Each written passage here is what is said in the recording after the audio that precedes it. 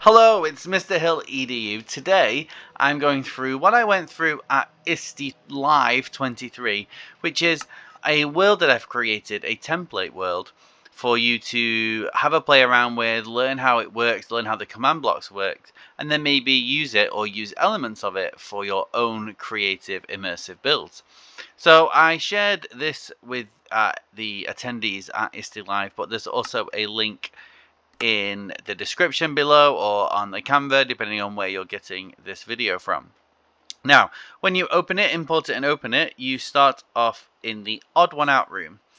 And this is just one of 4 rooms of different ways that I increase playability into my worlds.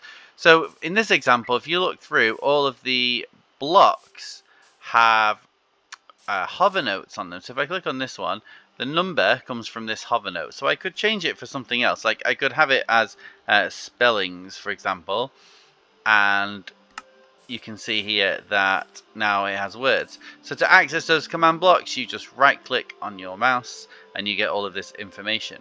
Now you'll notice as well, even if you're not that familiar with command blocks, each one has a command input. This is like the code that it's going to run. And this one is a simple teleportation. And you'll notice that when I go on each one, it has the same teleportation. And the reason for this is a wrong answer. Because remember, we're looking for the odd one out. So all of them have something in similar except one. Now I'm looking at the code in the background. If a student's playing it and they're playing it on adventure mode, they wouldn't be able to access this teleportation information. So they wouldn't be able to know which one. If I hit the wrong one, so let's say I'm playing and I hit this one, then because I got the wrong one, I have created an area that you don't want to land in, okay, full of honey blocks and cobwebs.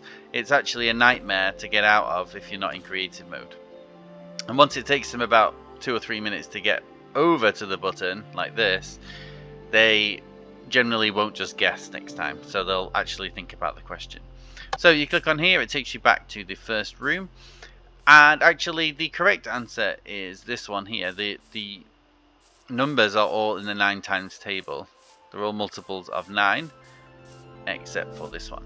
So when we click this button, you can see here that the coordinates are different because when we click this, it takes us to this room. So all you need to do, just going back to that room, all that you need to do to make this into your own version is perhaps change the instructions on the board here. And that will just be right click and then you can type. So you can see I've said delete this part. So you would delete that and put the correct answers in, or the question. And on the command blocks, you just make sure that only one of them has an incorrect answer. And at the moment it's this one. If you want to keep it like that one, that's fine. But if you wanted to change it, all you would need to do is put this code into, say, this input box and then swap this one into this one. So you're just changing those numbers around based on the fact that this one here is the one that's going to take you to the next room.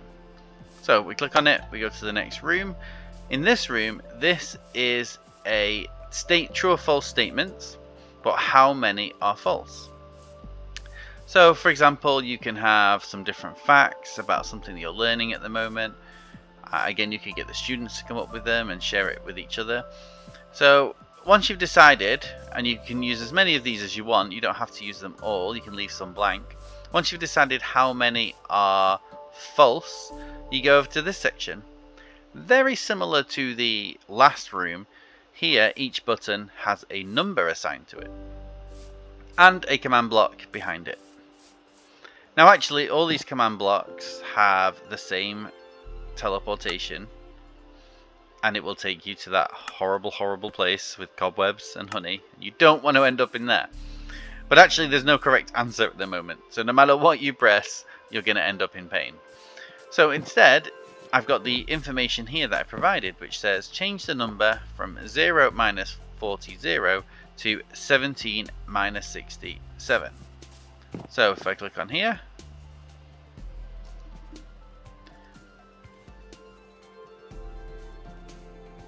and I've just changed those coordinates, the X coordinate, the Y coordinate, and the Z coordinate. I've changed those. So now when I click this button, it should be the correct answer, which is one false statement. Okay, I'm into the next room. This room has some characters in it, and again, depending on what you're learning about, you can choose to have people relevant to your own learning at the moment. Now I've got a bit of a glitch here. That's because there's two people stood in the same place, and it's super annoying when that happens. But anyway, Roger Federer, when you talk to him, tells you that he's a famous tennis player. Jerry Lawson tells you he's a video game engineer, and it's got some facts. And we keep going. We've got Jerry Yang, we've got David Beckham. Now we've got this one, which is an NPC. Again, it looks like I've got two here. So if I want to change it, I need to be in a certain mode. And you can see over here we've got the information. Talk to them, but don't press their buttons, just click X at the top. So for example, if I click on this person and I think he's a liar, I end up back here again. So one of them is lying. Oh, I'm back at the start, look, so luckily I know how to get to the next bit. Okay, I'm back here. Now I can't change any of these settings unless I do /WB, which stands for World Builder. Okay, so I'll do that again. You just press /WB. Now when I click on the characters, I get this different screen. So I'm going to go over here and get rid of one of them because there's two. There we go.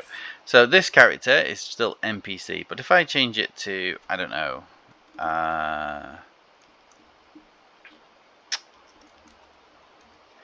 change it to Zac Efron, I can change the dialogue. So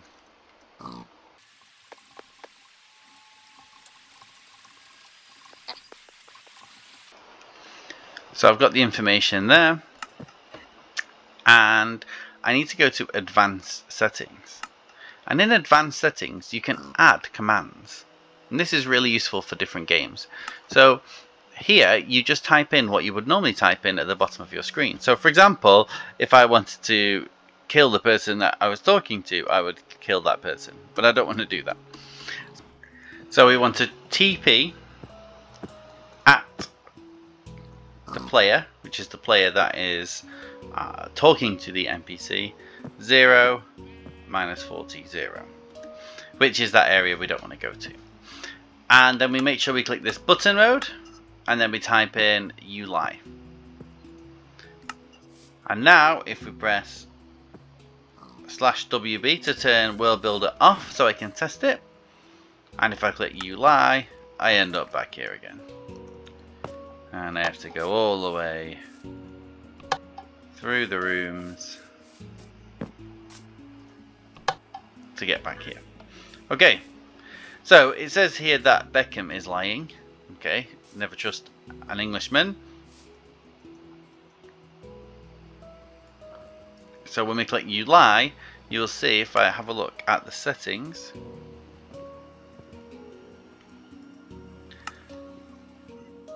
you can see in the advanced settings that he's got a different set of coordinates, so we know that this will take us into the next room. So we can have a play around with these different characters. You can have some different people around. One thing that you could do, I've got a little egg in here so you can spawn an NPC. It annoys a lot of students because they get this egg and they say, oh, it doesn't work, but you have to have /WB turned on. Okay, just be careful you don't spawn more than one. Okay, and we should really change what Zac Efron looks like.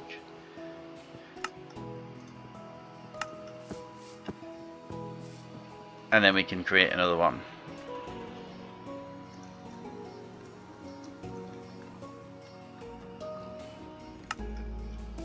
Okay, so that's room 3 with an NPC style challenge. Let's see what room 4 looks like.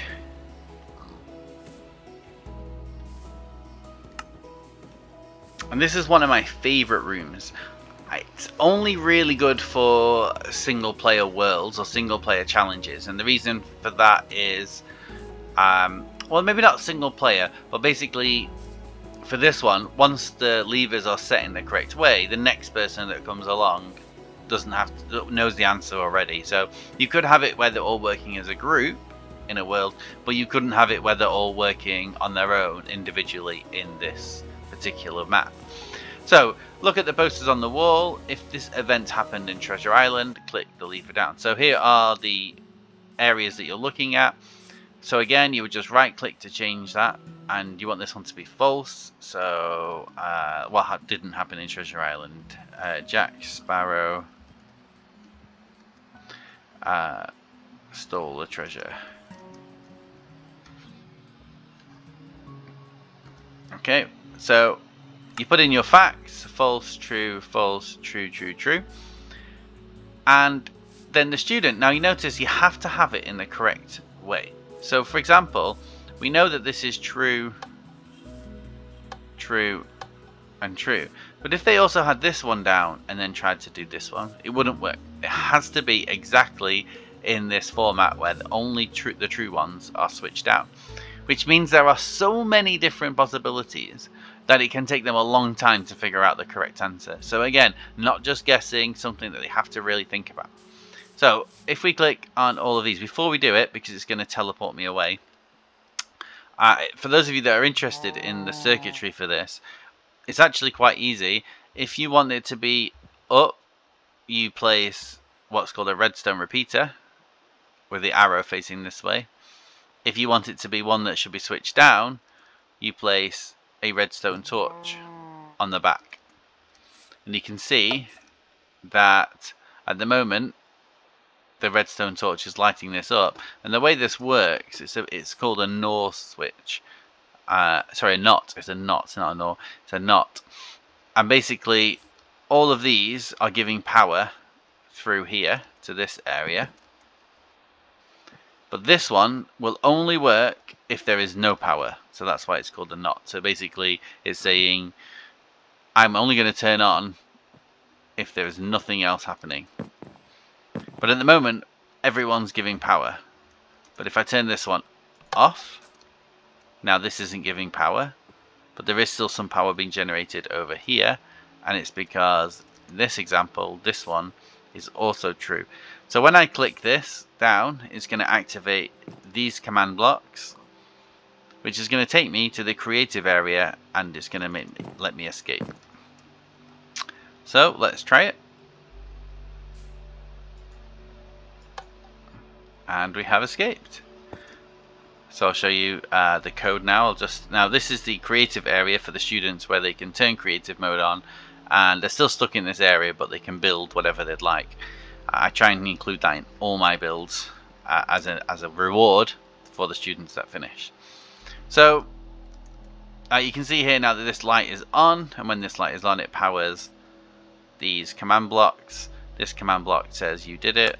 This command block says turn it to creative, and this one teleports you to that area.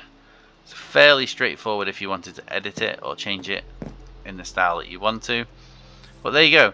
So some different ways to create some playability within your worlds. This looks very ugly, but it's just to give you an idea of how they work, some inspiration of things you can use, and you can actually take these as structures, each room, and place them into your own build, so you don't have to build it all from scratch. Okay, if you have any questions about that, please do message me, let me know, or if there's anything you think is broken or you think could be done better, please do contact me, let me know. I'm always interested in networking and connecting with Minecraft educators. Anyway, thanks for checking out the video, I hope you enjoy it, and I will see you soon.